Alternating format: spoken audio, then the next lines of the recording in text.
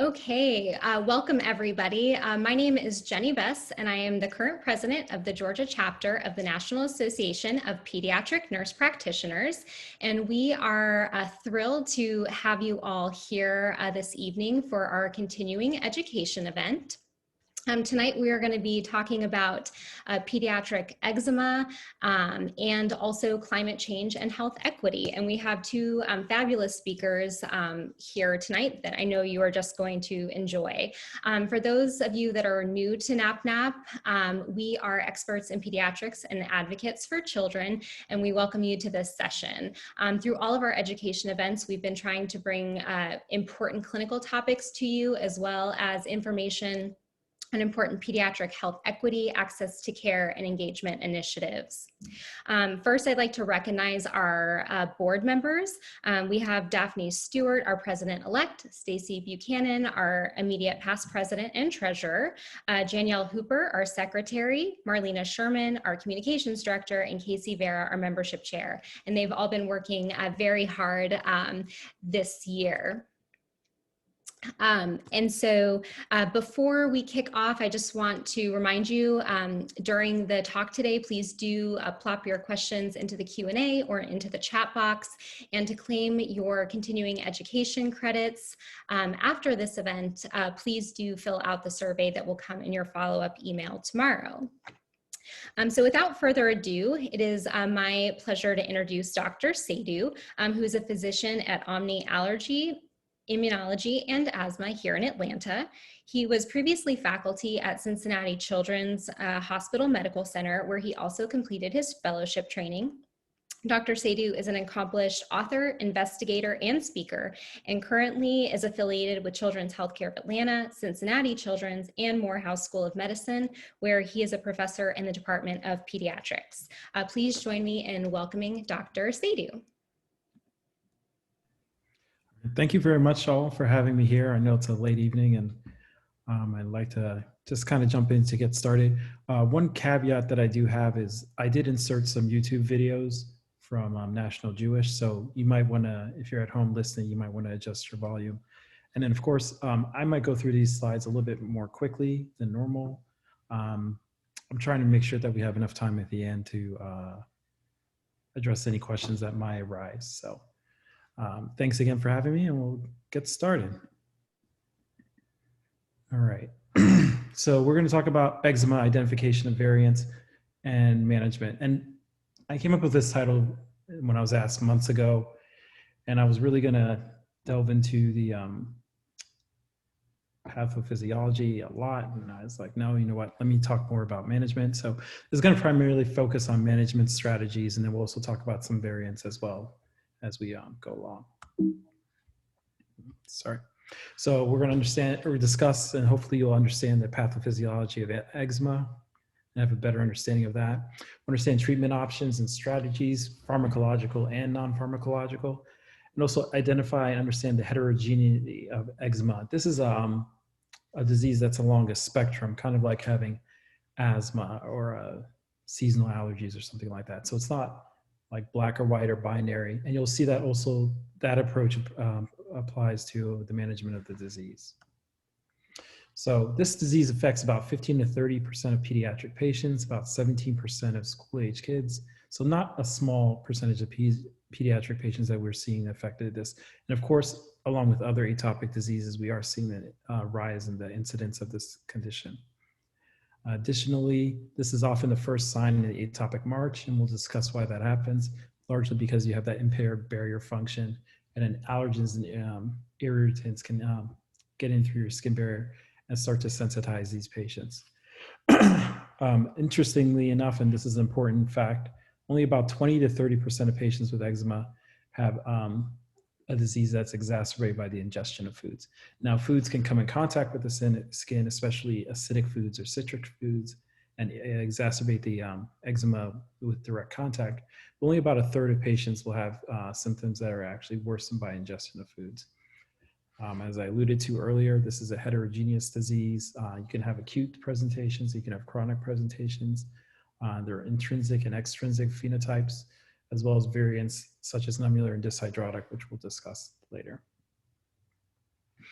we kind of revisit the what I mentioned earlier. Only about a third of these patients have food allergies or eczema. And what we see in our practice is we see a lot of patients who've come in and they have lab tests. And sometimes those lab tests are not as helpful as we like because a lot of these patients have high total IgEs. And again, because their skin barrier is porous, they're getting a lot more sensitization than people who have more intact, competent skin barriers. So you tend to get a lot more false positives with the lab tests. And so sometimes that's not as helpful and sometimes can actually be harmful because now you're removing foods that might be essential or important or staples in the kid's diet, and you might be unnecessarily restricting their diets. So, looking at the NIAID guidelines, they're saying that really advising patients or providers not to run these broad panels. I know sometimes the parents really are pressuring you and you feel like there's an obligation to kind of figure out what's going on, but you kind of have to stand firm and just let them know and say, look, only 20 to 30% of patients with eczema have food allergies that are driving this. You can have some contact reactions. So sometimes it takes a little bit digging into the history to see, are the reactions delayed? Are they in areas that the kid might have handled the food and then touched themselves, like perioral or on their torso? And see if there's a little bit more to the story if you do a little bit digging into the history. Additionally, what the NIAID guidelines also state is that you want to consider referral or evaluation for food allergy in patients who are younger than 55 years old, whose eczema hasn't responded to the normal interventions, or there's some reproducibility with a specific food. But again, it's usually not to the benefit of the patient and doesn't really behoove you to run a broad panel of laboratory results to help direct the management, especially since the majority of these patients just have the disease by itself without food allergies playing a factor. So we're going to talk more about the extrinsic or classic type. Again, this is 80% of the cases. These patients have a high total IgE as well as environmental sensitizations and IgE values. There's a personal history of atopic disease. Often there's a family history of atopic diseases. You also will see impaired skin barrier, which can lead to transepidermal water loss, as well as sensitizations through that skin, because again, they have like a screen door, not a solid door. And we'll touch briefly on filigrein, the mutation as well, which is an important protein helping your skin form a normal barrier. And then of the 15 to 30% of these kids who are pediatric patients who are affected, you can see that, most of them present pretty early on and the bulk under the age of 5. But the nice thing to note to most parents, and this is kind of how you reassure them, kind of have them buy into your therapy, is that, this should be something that resolves for the most patients, as they get older. And we're just trying to manage them and bridge them over to that point where they're at that point where this is resolved. So characteristics of eczema, it's a chronic relapsing condition. So, you can get it controlled and it might come back, and you can get it controlled and come back. And so we're going to talk about how to treat it. You kind of want to be deliberate. You want to be consistent. You don't want to vacillate too much between extremes. And you want to always kind of stay ahead of it and be proactive versus reactive. Kind of like asthma management or COPD management. If the patient has a flare or if the patient has a hospitalization, then, where I was trained, that was considered a failure. So we always want to stay kind of a little bit ahead and give the patient a little bit of a cushion because, stuff happens and you always want to be proactive versus reactive. It's multifactorial in pathogenesis. We'll discuss this a little bit more. That's why you need a multifaceted approach to address all these multiple factors. It's better controlled with frequent hydration. I know there's a lot of debate or discussion about that. We'll discuss that more. We'll discuss the soak and seal or soak and smear method. And again, as I alluded to, it is better to be proactive versus reactive. Oh. So here is normal skin barrier. And here you can see, it's this brick and mortar layer here with the epidermis. And then here is your dermis, where you have your nerves and your glands and whatnot. And the skin is, again, an important barrier to help trap moisture, keep out pathogens and allergens from invading and getting into your skin. Also, it also has the function to retain moisture and water so you don't dry out. And you can see here ceramides, which are fats, that interdigitate between those cells in the stratum corneum to help retain the moisture and keep out these pathogens and allergens. Now you can see here with eczema, we have more gaps in the skin. Sometimes a lot of these patients with eczema are lacking the ceramides or the fats, which again are hydrophobic and help retain the water. So you have more water loss throughout the skin. Filigrin is that protein that we were discussing earlier that helps these cells lay flat and lay together to form like again, the brick and mortar or a lattice. But as you can see, when you have patients who have mutations in this filigrin, and about 50% of patients with eczema have this mutation, those cells will kind of curl and peel up, and then you'll have more gaps. And as a result, pathogens and allergens can get in, leading to sensitization, which can lead to high IgE levels. Those high IgE levels, again, can give you a lot of false positives or falsely elevated lab results. And then also they're going to lose a lot more moisture, and it starts that cycle. So if you look, and you can start at any portion of this cycle, but you can see the more itching you have, the more that disrupts the skin barrier. The more disrupted the skin barrier is, the more you have loss of moisture, transepidermal water loss, or TEWL. And then also you have more allergens and pathogens get in, which leads to more inflammation, which then feeds onto the itching. So we kind of have to break the cycle, figure out how to help these patients feel better by attacking this on multiple facets. So we're going to kind of be using this toolbox and looking in our toolbox and seeing what each of these individuals' tools can do to help us control the eczema. One is hydration. Another step is moisturization. We also want to use anti-inflammatory agents, steroidal and non-steroidal, and then wet wraps as well.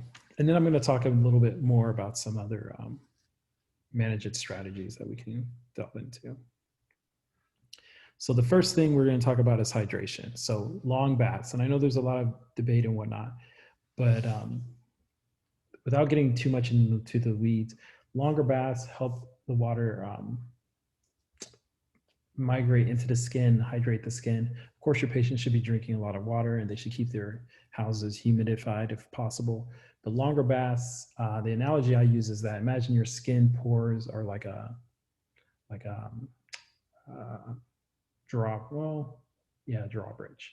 And so when water hits the skin, imagine that transmits a signal for those pores to open up slowly, but they're going to open up very, very slowly, and it takes them about 3 to 5 minutes for them to open up. So if you come out of the bath quickly, those pores have opened up. It's going to take them a long time to close, and it's a two-way street, as we illustrated earlier, so you'll actually dry out. Additionally, if you're taking showers, your pores will open up, but the water is moving too quickly, so the water will skate right off. And again, it doesn't give your body that opportunity to really hydrate. So if you soak in a tub for at least 3 to 5 minutes, that allows the pores to open up, allows the water to move in and hydrate the skin, and then it's going to close slowly. So within 3 to 5 minutes, you really need to emphasize to your patients that they need to put on a barrier to help trap that moisture. And even when their pores close, or again, in this example, it's not truly how it happens, but just to simplify this analogy, when the pores close, it's still going to be imperfect. They're going to have a screen door, not a steel door. And so they're going to be constantly losing moisture throughout the day. You want to constantly be putting on lotion to help trap that moisture so you don't lose it. And that also helps restore that skin barrier and heal it, so then it's more competent. So the baths, again, you want to have at least 10 to 15 minutes in the bath. You can see in these videos, and you'll see in these videos as well, they always have some towels or something against the child's skin. Some parents will put them in a snug onesie, so there's always moisture against their skin. This can remove the allergens and pathogens. Showers can be used as well when the skin eczema is in remission. You want to do lukewarm water. Again, heat will melt fats and ceramides, just like butter in your pan on your stove. So you don't want to dissolve those lipids and fats in your skin that are helping to trap the moisture, and especially in patients who eczema who have decreased amounts of these fats and lipids. You don't really challenge them by using hot baths. So lukewarm baths, 10 to 15 minutes is great. Air drying, again, is not your friend. That will lead to more inflammation and dryness. And short baths and showers, again, tend to lead to more dryness. And so here's the first video. An important part of the soak and seal method of skincare for atopic dermatitis is a daily bath. The bath adds water into the skin. The child should soak in a warm, not hot bath for at least 10 to 15 minutes. Any shampoo or cleansers should be used at the end of the bath. It should be an enjoyable time, so add toys, encourage play, or read a story. Try to get the child to submerge as much of their body as possible. If their head's affected, towels and washcloths can be used, and water poured over them periodically to keep them wet. Perhaps they can blow bubbles in the water or go diving. Older children may enjoy listening to music or books on tape during their bath. No additives are typically needed, although your healthcare provider may recommend some at certain times.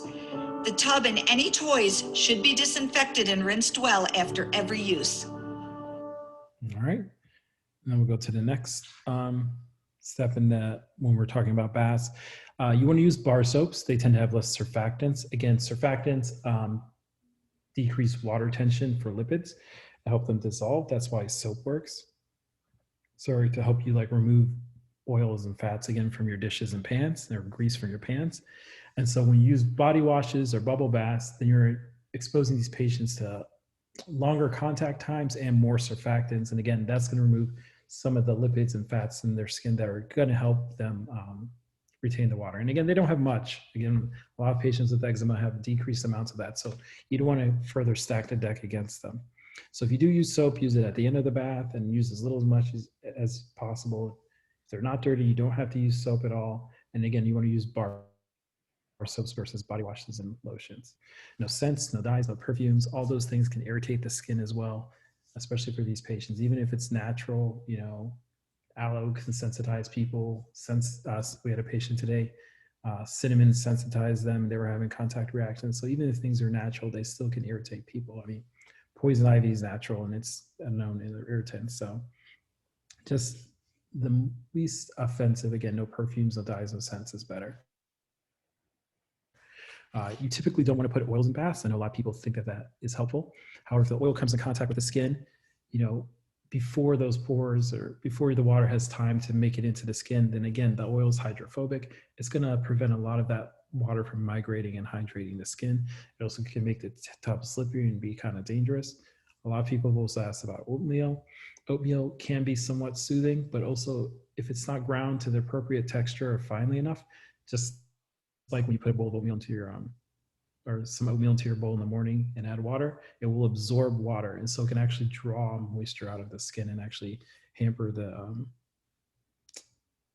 healing of the eczema. So the next step we're going to talk about is moisturization. You want to moisturize several times a day. As I said earlier, these patients have a screen door. They don't have a solid door. So throughout the day, they're still constantly losing moisture. That'll lead to more dryness. It'll lead to more displacement of the skin cells. And so moisturization helps at least transiently rehydrate the skin. It also helps heal and repair those barriers so that they can aid in water retention. Okay. And so when you put on the lotion on kids, a lot of parents will see them, they'll come in and, you know, they'll rub it in thoroughly. You typically don't need to do that. You can just actually put on a heavy layer, and we'll see it in these videos, and just come and let it soak in. I said, ask them to let it soak, even if the kids are a little bit uncomfortable, you know, distract them, give them a little toy or something to play with, or give them a device. Let it really soak in, and you'll really see the difference that it makes in terms of how soft the skin can be. Ointments and oils, again, tend to sit more on top of the skin. They typically don't penetrate quite as well. We'll get a little bit into that. With steroids, it's a little bit different. So creams and lotions are typically preferred, but creams especially, because they're a little bit thicker and not quite as light, tend to penetrate really nicely. And again, you want to put this on within 3 to 5 minutes to help trap the moisture, especially after baths. You can do this several times a day. And one key thing you want to remember is not to mix steroids with lotions. You don't want to decrease the potency or make these less powerful. So really, if you're putting the steroid on a hot spot, you can go around it immediately with the lotion. Or if you're going over a large area with the steroid, let it sit for at least 1 hour before you put the lotion on top. Again, if you're gonna, you know, if you're putting on triamcinolone and then you're putting a layer of lotion on top of it, or you're putting on the steroid and putting lotion on top, then you might as well just be using a less potent steroid like hydrocortisone or something like that, or desonide. So if that's your intention, then it's just better to use a less potent steroid than trying to dilute it, because again, you're not going to get that consistency in terms of potency. And they'll reiterate that in this video. It is crucial to lock in the moisture after a bath. Quickly pat the skin dry and apply the recommended medicine or moisturizer to damp skin right away. Try to do this within 3 minutes of getting out of the tub. This seals in the water. If you are applying any medicine, do not apply moisturizers over it. First, apply any medicine, such as a topical steroid or topical calcineurin inhibitor, to the affected areas of the skin. Topical steroids should be visible like a thin layer of cream cheese on a bagel. It's not necessary to rub them in much. The topical calcineurins, Protopic or Elidel, can be rubbed in more, but should be visible like a thin layer of butter on toast. Next, generously apply the moisturizer to the clear skin. Use a thick layer and don't rub it in much, just slather it on. Again, make sure you go right up to the medicine, but be careful not to go over it. Never layer the different topical therapies. If there are any infected areas, apply the topical medicine to those areas last so you don't infect other areas. Remember to use spoons to take creams or ointments out of jars, and a new spoon each time you need to dip in for more. This will help prevent the spread of infection. Okay.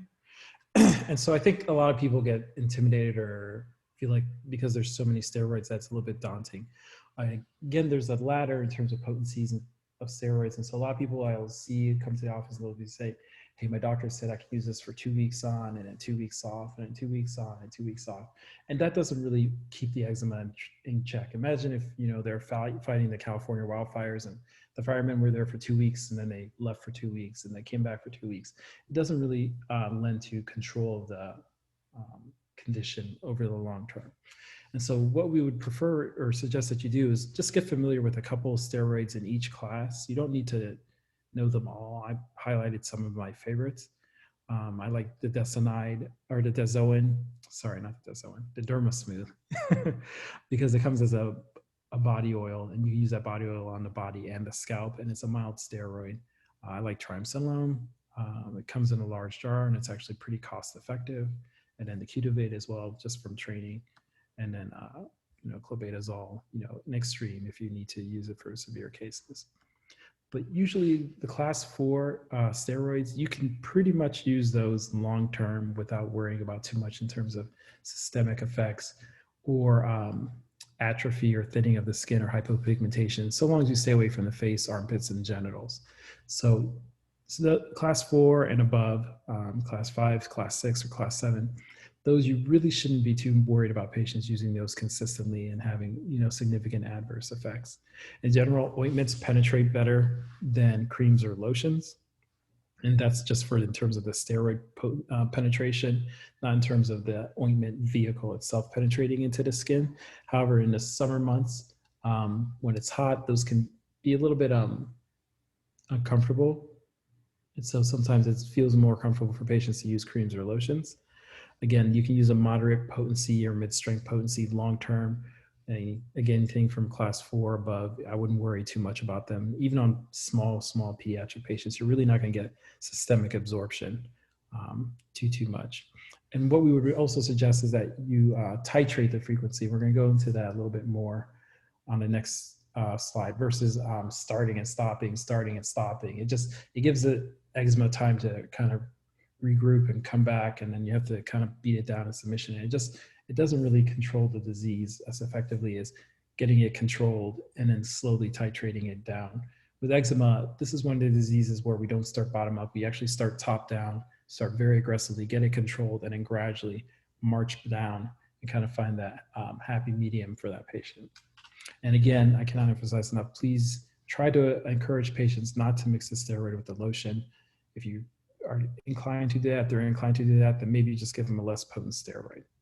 So it's just like boiling water for pasta. Is it best to turn on the water and boil it and then turn it off and then turn it on and turn it off? Is it better to, reduce the temperature after you get it boiling and try to get to the right temperature where it's like maybe a soft boil, not a vigorous boil, and then cook your pasta? Or is it best to slow temp and then gradually turn up the temperature to get it to boil? I think most of you would agree the best thing is get that pasta boiling, get it where you need it to be, and then gradually march it down. And the same thing that we want to do here with the eczema. So this is a sample titration that we use for a lot of our patients, and it works very, very well. So we ask them to take like one step back or one modification back every 2 weeks. That way you're not moving too quickly, and you can really see if that dosing in terms of the dose of steroids and the frequency of application is effective for that patient. So usually we ask them to start twice a day, daily for 1 to 2 weeks, usually 2 weeks. If they're doing well and the patient's well controlled at that point, then they can go down to once a day daily versus twice a day daily for 1 to 2 weeks. And then go down to maybe a Monday, Wednesday, Friday, once daily. And then off dates, either they could use a non-steroidal option or a nothing at all. And then, step down to possibly, even maybe just a Tuesday, Thursday. But if they do have a flare at any point, then we ask them to go back to the preceding dose where they were stable and then hold there. And then over time, you'll see that you can kind of recondition and reset that barometer and use that steroid less and less and less. And that's the thing, you really have to encourage the parents. Like, your child has had this condition for months or years, and sometimes just a couple of weeks if they're a younger baby, but still it takes time to kind of retrain the body. It's kind of like weight loss or anything like that, where you kind of have to reset that barometer and get the eczema control. And again, you want to be proactive versus reactive. You want to stay ahead of it and really keep that eczema in check, because, human beings are human beings. And, one day the kid's going to roll in the grass with the dog and start itching. And if you're right on that precipice, on that itch scratch cycle, then they're going to fall into that itch scratch cycle and they're going to have an exacerbation. So, if steroid 3 times, once a day, 3 times a week versus twice a week, it's really kind of parsing hairs. And that might even give you that little bit of extra cushion that kid gets a little bit out of their routine, or something, like I said, unavoidable happens. Then you have a little bit of cushion there, so you don't immediately start to spiral down. And then we're going to talk about non-steroidal options here. I focus mostly on these two. I'm sure a lot of you use Eucrisa, which is the PDE4 inhibitor, but I want to focus mostly on this because we get a lot of pushback from patients about the black box warning. So pimecrolimus and tacrolimus, these are older drugs. They've been out for at least a decade and more, and they inhibit T cell proliferation, activation, and release of pro-inflammatory cytokines. They're safe to use on the face, armpits, and axilla, but they can cause some burning or irritation. The FDA, when they came out back in 2004, released a black box warning, saying that these drugs were associated with malignancy. This is mostly in murine studies at 20 to 40 times the normal dose that you would use in human beings. And they did see some malignancy there, but several societies, the Canadian Dermatological Society, the American Academy of Allergy, American Dermatological Society, American Academy of Dermatology, and European Dermatological Societies have all said that there's really little to no risk about malignancy from these agents. And again, there's very little bioavailability that they've seen with oral administration of these, let alone topical administration. And the Quad AI statement, or American Academy of Allergy and Immunology statement, even went further to say that some of these other agents that we use for management of eczema are actually have more of a track record of causing malignancy than these topical calcineurin inhibitors.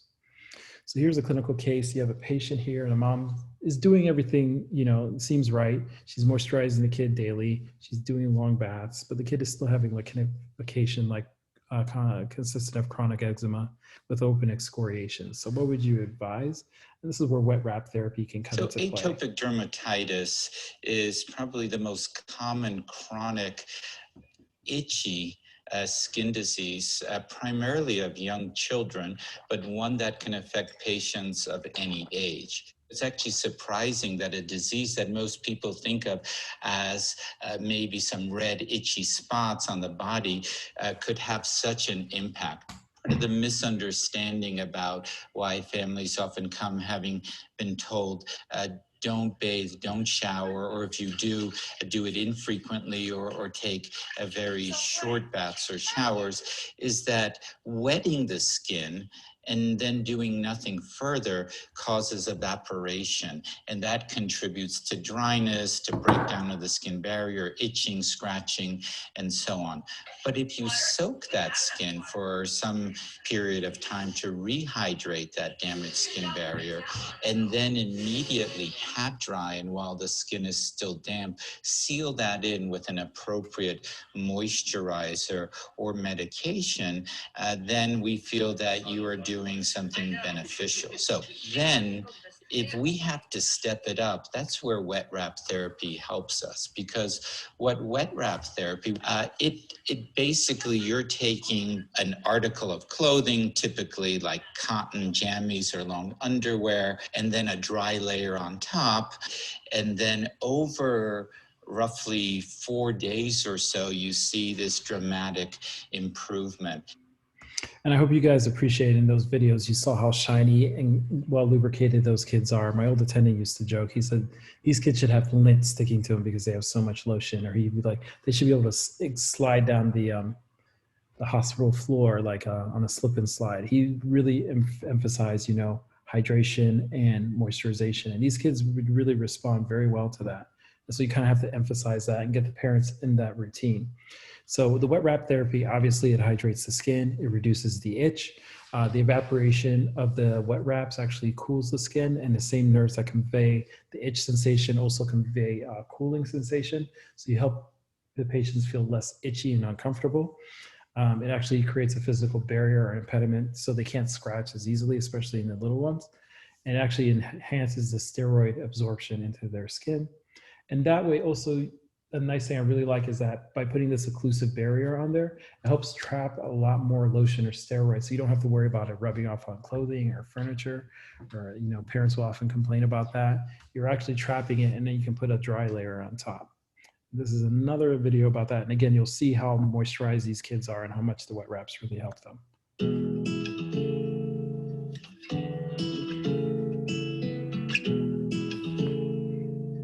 Severe eczema is an allergic disease that can rob a child of a normal life. Constant itching makes sleep nearly impossible, infections are common, and even breaking a sweat can make the condition worse. Josh Milner and Kelly Stone, physician scientists at the National Institutes of Health, or NIH, study people with severe eczema to better understand, prevent, and treat the disease. Most of the patients who we see are basically desperate. They've been to multiple different physicians. They are often covered, and to some extent or another, from head to toe with itchiness, heavy rash in certain areas over their skin, weeping rashes, bleeding rashes that leave blood on their sheets every single night. Many of these patients literally have not gotten a good night's sleep from the day that they were born. Kids with severe eczema come to NIH for evaluation and may receive wet wrap therapy, which includes 3 baths a day. Here, Shannon Doherty covers her 6-year-old son Logan with wet towels to keep his skin moist. Each bath is followed by an application of topical medicine and moisturizer that is sealed in with wet cloths. I had never seen his skin this clear, except maybe at birth.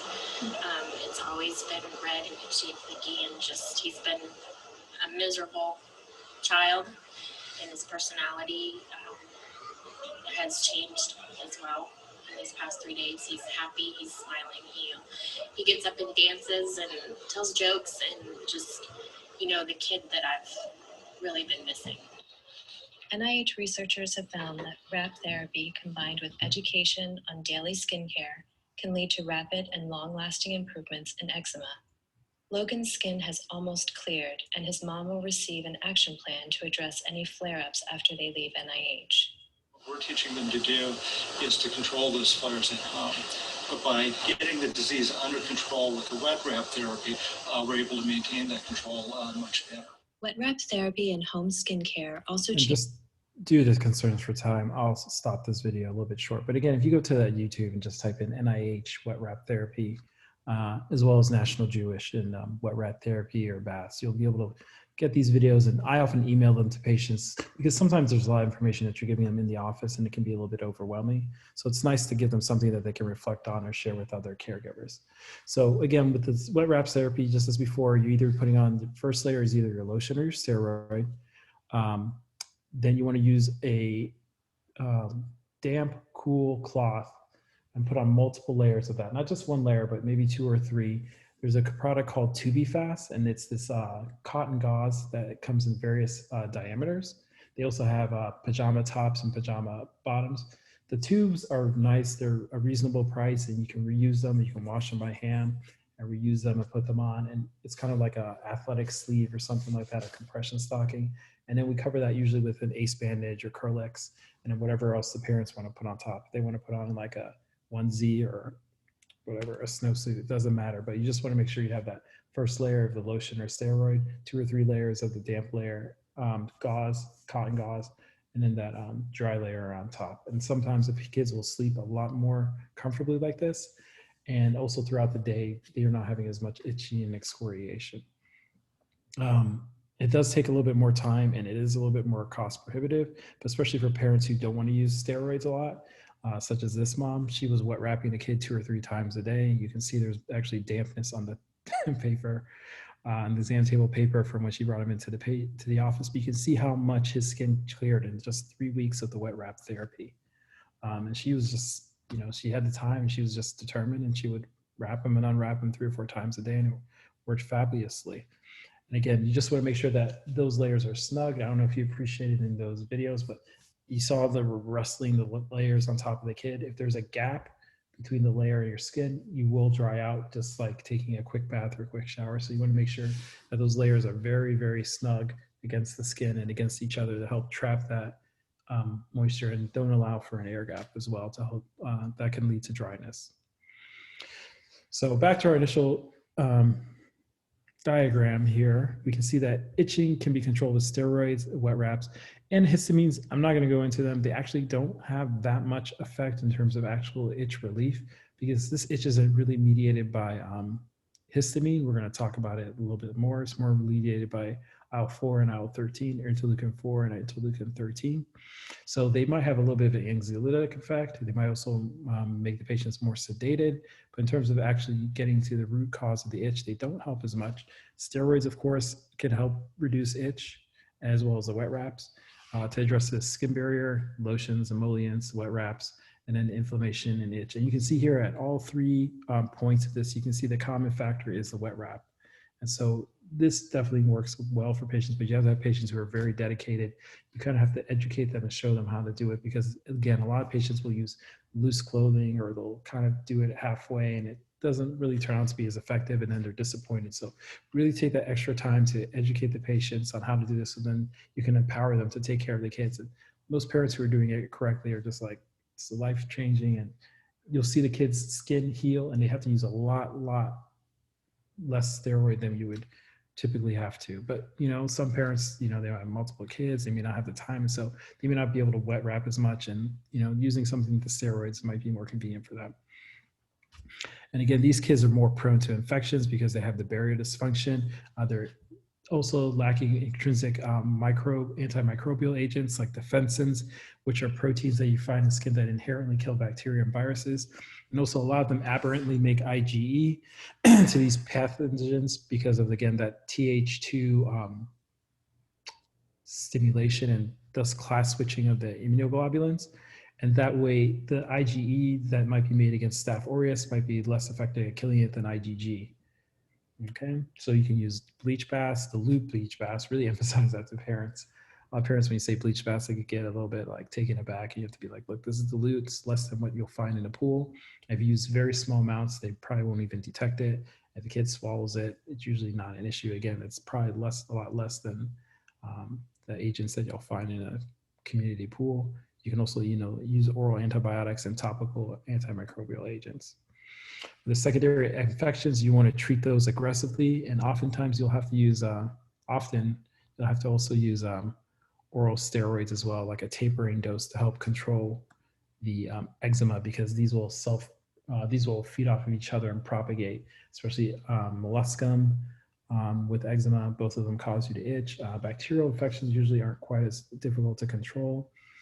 Herpes eczematum, eczema herpeticum is the bane of my existence because, you know, the herpes virus can reactivate. You can get it controlled, but you have to use, you know, typically oral steroids along with oral antiviral agents like acyclovir to really get it controlled. Here's another patient who had a tinea corporis, and again, we used griseofulvin as well with oral steroids. We were able to control them. Back here, I forgot to mention this, with molluscum, even with patients who don't have eczema, about 80% of the time, if you use molluscum for about a 6-week course at the normal doses, you'll actually be able to clear, use griseofulvin with molluscum, you'll actually be able to clear it. And you could also use systemic immunomodulatory agents. Older agents tend to be more toxic. We don't really use them as much. You have to do routine labs. They're oral, so sometimes getting the formulation correct for kids is hard because they may not want to swallow pills, and the medications as liquids don't taste very good. They inhibit T cell activation and proliferation and pro-inflammatory cytokines. Cyclosporine, very old drug, very common. A lot of people are comfortable using it. You'll probably see that response fairly quickly. However, it does tend to be more toxic than some of the other agents. And so you usually have to use shorter courses or taper faster. Azathioprine usually takes longer. So cyclosporine, maybe within the first week, you'll see improvement. Azathioprine, maybe a week or two, but it tends to have less toxicity. But again, you have to check routine labs. And then tacrolimus, pretty fast response time, and usually typically better tolerated than either of the other two. I'm sure you've seen the commercials for Dupixent. This is a new biologic which helps decrease that Th2 skewing as well as the pro-inflammatory effects or cascade from eczema. It's approved for 6 and above. Dosing is based on and then frequency of the dose is based on age and weight. It's actually very, very well tolerated. It's conjunctivitis is probably the most common symptom, and usually that's somewhat manageable, especially in conjunction with like an eye doctor. We haven't had too many patients who've had to stop it because of conjunctivitis. And this is the most common side effect, and it only occurs in about 10% of patients. And so IL-4 and IL-13 share a receptor, and so Dupixent, by removing the IL-4 receptor, impairs the signal transduction of these two cytokines. And these cytokines are important for, again, IgE production, that Th2 proliferation, and most importantly for most patients is actually itch transmission. So these chemicals are involved in terms of conveying that itch signal, and the Dupixent is life-changing for these patients. And then we're gonna go to the eczema variants real quickly. Nummular eczema, we see this a lot. It's coin shaped. So anytime you have these elliptical or roundish eczema lesions, that's usually nummular eczema. There is a differential with tinea and granuloma annulare. These look a little bit different. The key thing to take away home for this is that this type of eczema is usually more refractory, is more reticent to topical steroids. So you might have to use them more aggressively, you might have to use a higher potency, and you might have to taper them off more slowly than you would normally with classic eczema.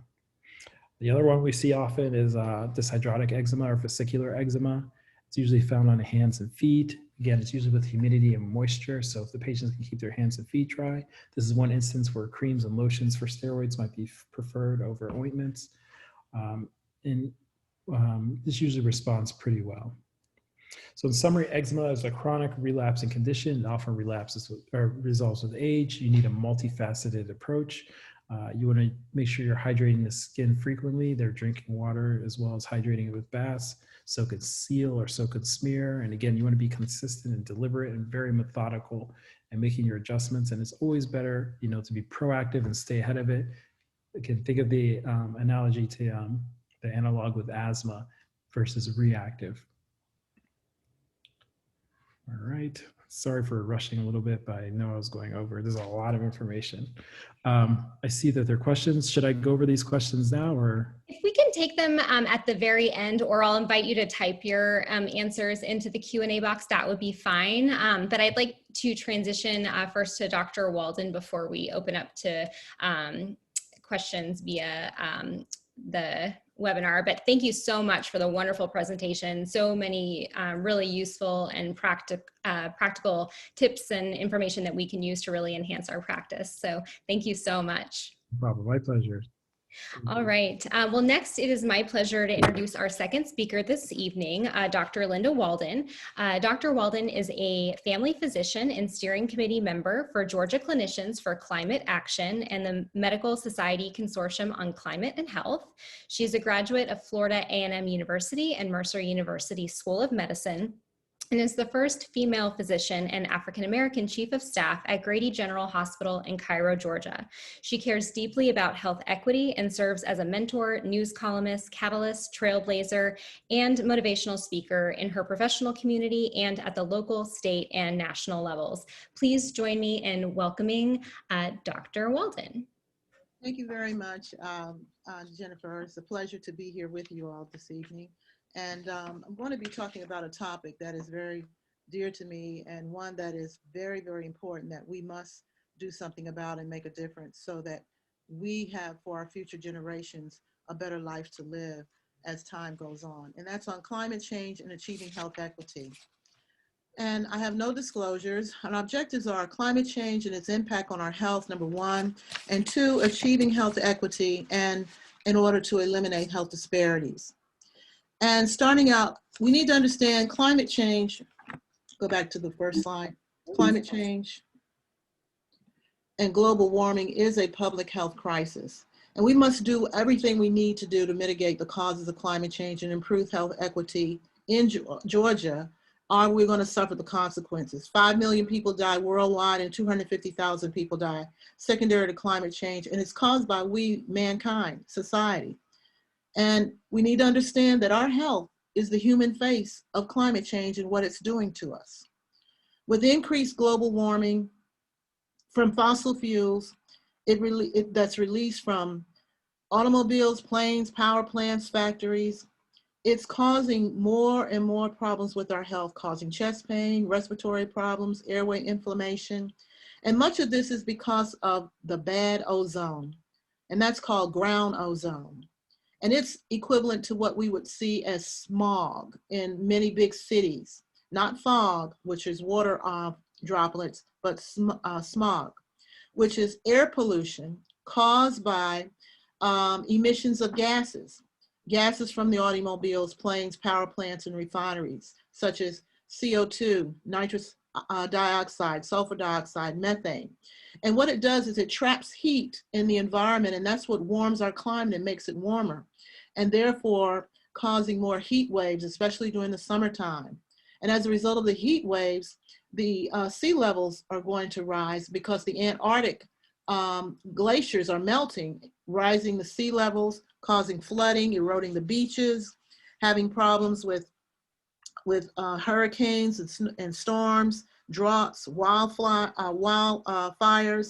And we've got an increase in ragweed pollen in our environment now as a result of the increased CO2 and emissions and increasing air pollution. So every day we see the human face of climate change and what it does. It causes worsening of diseases in our pediatric population, as well as obesity in children, because when it's so hot outside and so humid, most of these kids don't want to go out and play. They want to stay indoors, look at TV, play games inside, and many of them end up wanting to eat more. And so they become more obese. There's problems with premature births, stillbirths, low births. Kids are suffering more. There's chronic bronchitis in adults, diabetes, cardiovascular disease, not to admit the added stress now with COVID-19. And kids are missing school and adults are missing work, but either way, they're suffering more. And we've got to do more. There's an increase of infant mortality as a result of all of this. And they disproportionately affect people of African-American descent. They cause 5 times more illness and death within Blacks compared to whites, especially now with COVID-19. A common cold in whites is pneumonia in Black. And many of these Blacks who don't, and Hispanics as well, who don't have health insurance or access to health care, they don't seek medical attention until it's too late. You know, many times the disease has progressed so bad that they have to go to the ER. And that's what causes the health care to go up in our country. Many of these people are essential workers. They're workers, people who, not only just healthcare workers who are essential workers, but people who help keep our economy going, people who work in transportation, sanitation, food service, on our farms, picking our fruit and our vegetables to make sure we have food on our tables. These racial and health injustices that are going on with not having access to healthcare, having problems with climate change from all of the fossil fuels that are being emitted, it must stop, because in order for all lives to matter, Black lives have to matter too. And when this happens, we can say all lives matter. And as Dr. Martin Luther King often said, it's not the words of our enemies, but the silence of our friends. And when you see something wrong and you know it's not right, you got to do something. From our late, great Congressman John Lewis has often said. Human health and happiness and well-being are linked to a healthy environment and economy, which is vital to a thriving society. America's among the top 12 countries, wealthiest countries in the world, and yet we're number 38 when it comes to our health. Now, this is really sad. 29 million people plus now with COVID who have lost their jobs don't have access to health care. The wealthy are in the top 1% of the US population. The rich become rich and the poor become poor. And we've got to end the racial, health, and environmental and social inequities if we are to be an American democracy. Climate solutions that clean our air will improve our health immediately, but it's going to take all of us to make this happen. And I think about the countries that are the healthiest countries in the world: Spain, Iceland, Italy, Switzerland, Japan. Why? Because most of these people have universal health care. They eat good, healthy Mediterranean diets. And so they're living longer and have less health problems. Slide number 2. Climate change impacts the social determinants of health. And these social determinants of health include childcare, housing. It impacts where we live, go to school, play, worship, and age. And it surely does take a village to improve climate change. We can't just be a part of the village, but what are we doing in our village? We have to change the way we live. We've got to shape our health and behavior. Blacks and Hispanic parents who are essential workers, many of them live in poverty. They receive unequal pay with lower incomes for the same job and educational levels as whites. They can't telecommute. How are you going to telecommute when you got to transport goods from one city to another? Or you've got to be at the food service counter to make sure the shelves are filled. Or you've got to pick the fruit. You can't do that from home. Many of these people they don't even have health insurance because they can't afford the premiums. The premiums are more than their paycheck. So therefore, they don't have access to health care. They don't receive paid sick leave.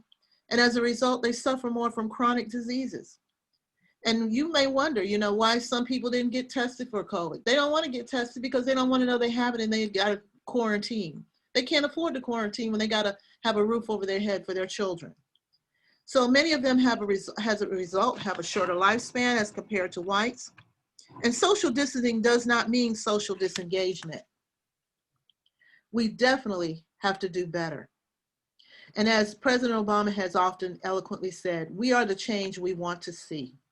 So it's time to come for each of us to get involved and let's make a difference. Yes, the education is very crucial social determinant of health.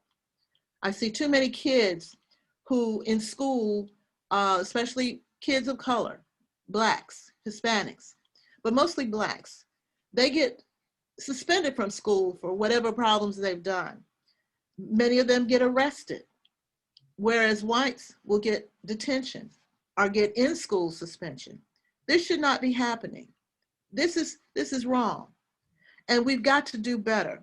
We've got to do everything we can to promote good behavior in the schools, starting in preschool. And instead of having out-of-school suspension, there needs to be in-school suspension. We've got to eliminate a lot of these bad things that are happening to our Black kids. Because when kids are suspended from school, what happens? They're going to get in trouble. They're going to do something they have no business doing. They end up getting incarcerated many times because they've been involved with violence or drug abuse.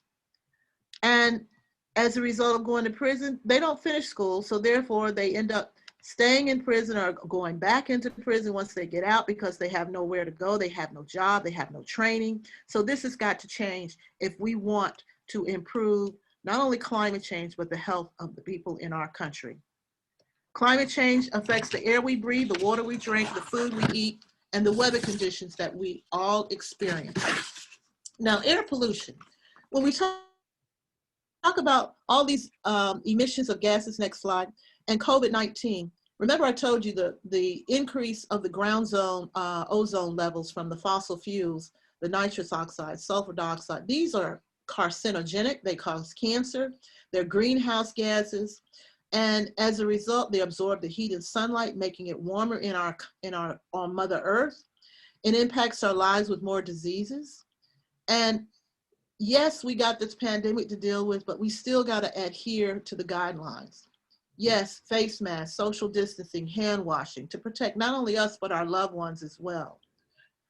Or many of them are going to get infected, they're going to be hospitalized, and many may not make it. COVID-19 in the United States has caused more than 470,000 deaths. When I wrote this, it was just about a week ago, and that's how many deaths there were. That shows you, and it's now over 470,000. And now 27 million people have tested positive. Now that was just a week ago, what you see there. In the state of Georgia, there are over 14,000 deaths and 919,000 cases have tested positive. The majority are Black, and combined with extreme weather conditions worsens their recovery. So we can't let our guard down. Yes, thank God we've got the COVID vaccines now available for 18 years and older, but we still got to adhere to the guidelines, and we cannot get fatigued. And hopefully by the summer, we will have vaccines for everyone, including our children. Next, solutions for clean air and clean energy. What can we do? Yes, we've got to decrease the emissions that are being emitted, the gas emissions from our driving and flying, and reduce that as much as possible, and running errands, and limit it to twice a week, walking instead of driving when we can. And then we've got to consider, if we ever get another car, check on getting an electric car, check it out. Because you're not going to have to burn all those emissions. You won't have to worry about the fossil fuels heating our environment, causing global warming and climate change. And until you get that electric car, get maintenance checks on your car to make sure the air and oil filters are working, your tires are checked and replaced when needed. Because when these things aren't taken care of, you're going to burn more gas. You're going to use up more gas. Make sure your home is well insulated with no air drafts. Clean the AC vents. And definitely consider adding solar panels to your home, because they can reduce your energy, the amount of electricity in half, your electric bill in half. It's a part of renewable energy. And if we want to end poverty and discrimination and implicit bias, this is something we've got to work on. Implicit bias is a term that you're going to hear more of. And it's stereotypes that people have about other groups of people. It could be prejudice. So we've got to build more trust. We've got to have good communication, especially as healthcare providers with our patients, and not look at people just because of the color of their skin and make judgments on them. We've got to provide jobs and health insurance for those who serve prison time and help them get back in the workforce. That's why it's a revolving door when many go back to jail, because they don't have, nobody will hire them because they haven't had a criminal record. But once they've served their time, we've got to do something to help them. They can get involved with climate change for cleaner air and clean energy. Get them in the workforce to help make it happen. Stop cutting down all the trees, you know, in many of our communities, and grow trees in your yard that helps absorb some of the gas emissions such as CO2 and helps clean the air.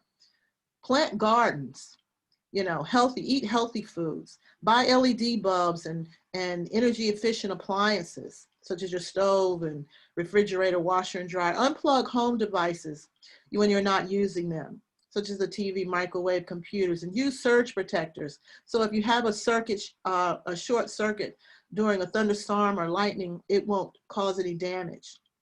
Create more green space in your home and decor, and that's green plants, because they have more O2 to give off oxygen and help clean the air in your home, believe it or not. And I want to add something else here. You know, there are landfills in many of our communities, and these landfills, many of them may not be lined. And if you don't talk to your elected officials about them when you see them in your community, you know, they could get into your water supply and cause poisoning. You know, there have been lead poisoning in the water supplies. Some of these things were from landfills because they weren't lined with the proper materials to prevent contamination of the water. So check that out in your community. See what's going on. Like I said, it takes a village. Have your water and air tested by Environmental Protection Agency or your Environmental Protection Division. Know what your air quality level is. There's the number to call. And they will tell you the area in your community to call if you don't know. If you see problems in your community that's endangering, causing air pollution and water contamination, call the Environmental Protection Agency.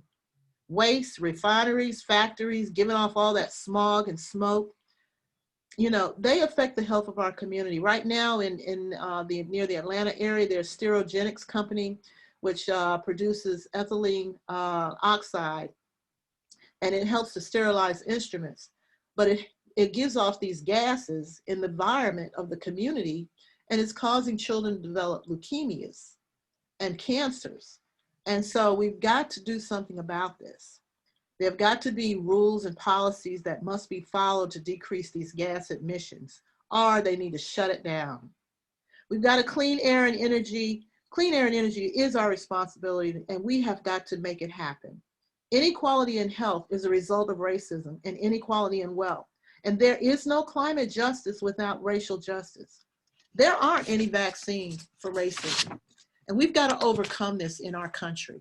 It has gone on too long, and we've got to make some changes. So how do we achieve health equity and eliminate the health disparities? Next slide.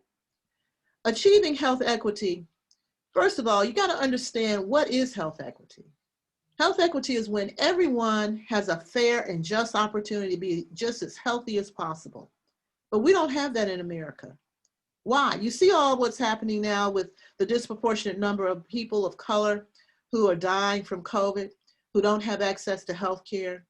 We have health inequity due to systemic racism, whereby many working class Blacks and Hispanics lack the health care. They're mistreated, undertreated, not treated at all, as well as lack of trust they have in the healthcare system because of the way they've been treated.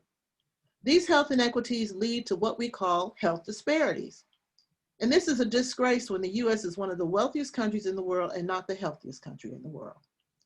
So when health inequities lead to health disparities, these disparities are high burdens of illness experienced by certain groups of people compared to others, such as Blacks suffering more with diabetes, hypertension, cancer, COVID-19, more so than whites. Health disparities, and you know, they affect the Blacks, minorities, impoverished, disabled, mentally ill, and they suffer with more chronic consequences of disease and climate change. So we, the people of the United States, must resolve these injustices so all of our lives matter. As Dr. Martin Luther King has often said, injustice anywhere is a threat to justice everywhere. So we have got to dismantle this racism that is going on. We've got to achieve health equity and eliminate health disparities on the next slide. We must right the wrongs to mitigate health inequity, disparities among people of color. Establish universal access to health care for everyone, or either expand Medicaid to improve access to health care. Improve communication in the workplace of our practices. Hire translators in our medical practice for those patients who don't speak English. If they can't communicate with you, even though you may treat them, they may not still get better because they didn't quite understand what you did and why you did. And they may say, well, maybe I don't really need this. Allow them to ask questions. Be able to have someone to answer those questions if they have to translate. They need community resource referrals, social workers. Make sure those are available in your community. And the biggest and most important thing I have to say about achieving health equity is we must mentor our youth to go into the medical field, to become physicians, especially our Black youth. And why do I say that? We have over 900,000 physicians in this country. 516,000 are white, 63,000 are Asian, 53,000 are Hispanic, and guess what? only 45,000 are African American. And I have seen as a physician, Blacks are undertreated, not treated, misdiagnosed. And I do know that Blacks have a better outcome when they're treated by physicians that look like them. This has happened. Why? I have many testimonies, patients that have come to me for the first time. And when I see them, I do a physical exam and history and physical on all of them, of course, as we all are supposed to do. And I had one patient, when I got through with her exam, she was in tears. And I couldn't understand why. And I said, did I hurt you in any way? And she said, oh no, Dr. Walden. You're the first doctor that ever put your hands on me and gave me a complete physical. She said, when I go to the doctors before, the nurse would get my vital signs, and the doctor would ask me what was wrong, and I would tell him. He wouldn't even examine me. He would just write me a prescription and send me on my way. And I was just, I couldn't believe what I was hearing. We as healthcare providers, we take a Hippocratic oath, and that is to do no harm. And so I try to teach all of my mentoring students who are going to become doctors. If you practice medicine, I want you to get in your mind to get rid of this implicit bias, so there is none, whether you're Black or white, I don't care what color you are. But if you just treat every one of your patients like you would treat your family, your mom and dad, I guarantee you, you won't have these issues to deal with, because the patients will trust you, and you let them know that you care about them. They know that, they can see that, they can feel that when you're talking to them and communicating with them. And they're more likely to do what you tell them. And I've had many good outcomes. When patients had gone to others, they didn't do what they needed to do because they didn't feel like they cared about them. But if you show you care, you show that you want them to be the healthiest that they can be, just like you would want for your own immediate family, you'll have much better outcomes and will eliminate a lot of this health inequities and these disparities. We need to make sure we adopt new vital sign screens, not just the blood pressure, the weight, the pulse, the temperature, and so forth, but we need to also get screening for non-medical factors. Address their education, their housing, the food insecurity, are they surrounded by just food deserts where it's just fast food everywhere? Mental health problems, domestic violence, drugs, alcohol, sexual abuse in the home. Is there internet access? So if you need to do a telehealth visit, you can. Or do they know how? Or anything about the computers or accessing the internet? You may need to get in your community and have a training session for groups of people. These are things that need to be addressed, because that's why communication lines are broken in terms of patient-physician relationships, our nurse practitioner relationships. Have community resources available in underserved communities. Community health centers. Have fresh markets for Black and brown communities. Safe parks to walk in. Avoid running in high traffic areas. I see a lot of people jogging all the time where the malls are, because there's nice sidewalks and all this traffic, but they don't realize they're breathing in all those gas emissions, that pollution. Not healthy. Find safer places to walk, to exercise and run or walk, instead of being around all these automobiles, inhaling all of those exhaust gases or fossil fuel emissions. We need equal pay for equal jobs and paid sick leave for all. Blacks work some of the same jobs as whites and may get 20% less. We need to increase diversity and inclusion in the workplace and have job promotions for minorities. I have seen many times when Blacks have worked in various facilities, whether it's a factory or a hospital, and then after they've been there 20 years or 10 years, someone goes and hires someone white to be their supervisor. And guess what? They've been asked, the Black, to train the supervisor. Now you and I know that is not right, and that has got to stop. People need to still get tested for COVID-19 and encouraged to get their vaccines. And also check with your doctor or your local health department to make sure you've had all your other vaccines, especially our children, and as well as elderly. All kids need to have the opportunity to get a good education, and we need to invest in our communities as adults to make sure there's a nice community health center in these underserved areas. We need to have health career pipeline programs in public schools to offer courses and college credit, because higher education will lead to healthier and more productive lives when there's higher wages that can be made as a result. And get rid of, I mentioned, stop the implicit bias. Treat people like you want to be treated, folks. Stop being judgmental and do what's right. When you see elected officials that you put in office, you need to go to your local, state, and national officials to help them and talk to them about implementing laws and policies for clean air and energy and access to health care for all. Get rid of the fossil fuels. Don't make taxpayers, that's you and I, pay for oil spills in our communities. The person who owns the oil spill should be the one to pay that. We need electric companies to include renewable sources of energy, such as our solar panels. And when we do what we need to do for our community, things will change, things will get better, but we have got to be the first to make it happen. And in summary, all of us have got to do our part, next slide, and unite for health equity for all, for a healthier, cleaner climate in America and for future generations to come. Health is wealth and knowledge is power. And one thing I wanted to mention that I forgot to mention, and I want you to be aware of this because this is crucial in this country, in the state of Georgia, more than anything. And you all need to know this. There are 10 counties in the state of Georgia that don't have any physicians. Webster County only has one pharmacy, and guess what? It's inside of a small grocery store. 63 counties in Georgia have no pediatricians, 78 counties have no OBGYNs, and that's one reason why you see increased fetal maternal mortality. There are no hospitals in Cuthbert, Commerce, or Richland, Georgia. This is just absolutely ridiculous. This should not be happening in America, one of the wealthiest countries in the world. So that's why I had to bring that out.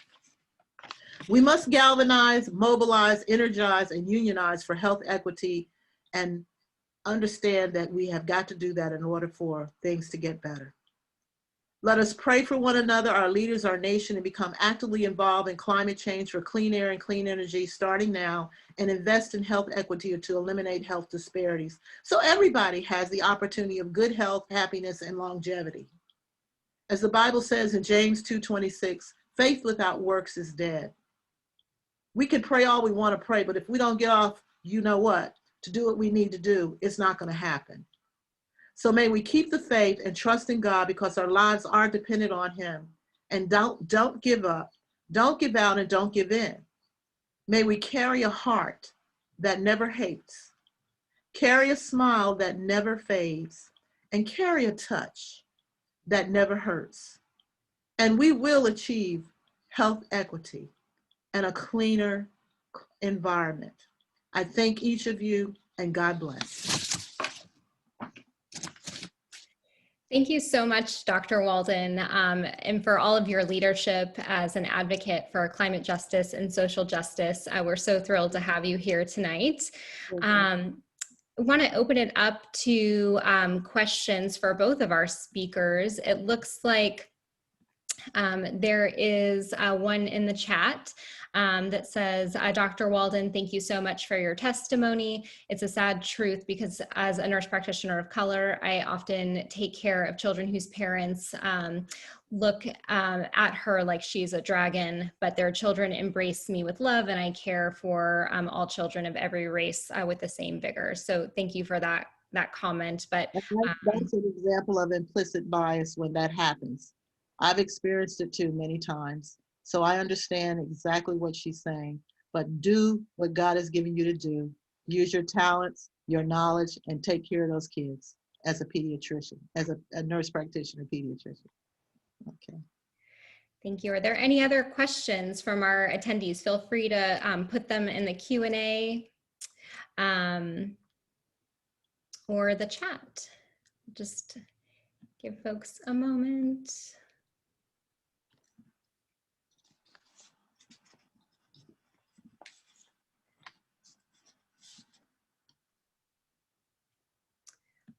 All right.